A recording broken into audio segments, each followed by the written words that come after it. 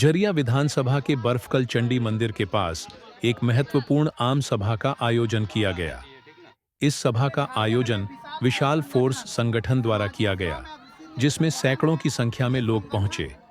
इस सभा की अध्यक्षता सोनू कुमार ने की और इस आयोजन में संगठन की सदस्यता लेने के लिए भीड़ उमड़ पड़ी। तो मैं तो काम करूंगा ही और संगठन को मजबूत करूंगा ही और ज़्यादा से ज़्यादा युवाओं को अपने साथ जोड़ूंगा और संगठन को मजबूत करूंगा और कोशिश करूंगा कि झरिया से विधानसभा से चुनाव मैं ही लड़ूं। मैं अपने अध्यक्ष जी से बात करूंगा और झरिया विधानसभा के लिए और बाकी युवाओं को मैं जोड़ूंगा और आगे की भी रणनीति बताऊँगा। गरीब गुरबों जो किसकी आवाज़ दबे कुचले हैं उनकी आवाज़ को बुलंद करेंगे, उनको उठाएंगे। जिनका आवाज़ उठा नहीं पा रहे हैं हमारे विशाल भाई उठाते हैं और इसे हमें पसंद पड़ा, इसलिए मैं इस पार्टी में ज्वाइन लिया और अगले भी युवाओं को जोड़ूंगा।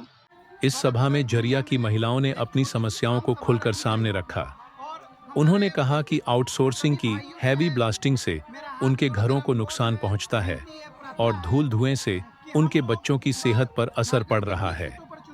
झरिया की महिलाएं अब बदलाव की चाहत में एकजुट हो रही हैं।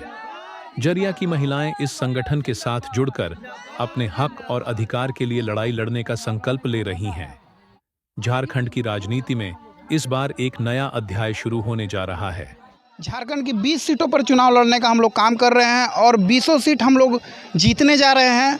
आप लोग के माध्यम से हम लोग ये जानकारी दे देना चाहते हैं कि कुछ ही दिनों में हम लोग ये भी क्लियर करेंगे कि कौन कौन सी सीट हम लोग कहाँ से प्रत्याशी अपना उतारेंगे। मगर अभी जो आम सभा किया गया था, ये आम सभा का मुख्य उद्देश्य यही था कि झरिया में हम लोगों ने रंजीत सिंह को बागडोर दिया है विशाल फोर्स संगठन की। इनके नेतृत्व में संगठन का विस्तार भी होगा, संगठन का ग्रोथ भी होगा और संगठन बहुत जल्दी युवाओं को जोड़ने का काम भी करेगा झरिया विधानसभा में। विशाल फोर्स संगठन झारखंड की 20 सीटों पर चुनाव लड़ने के लिए तैयार है।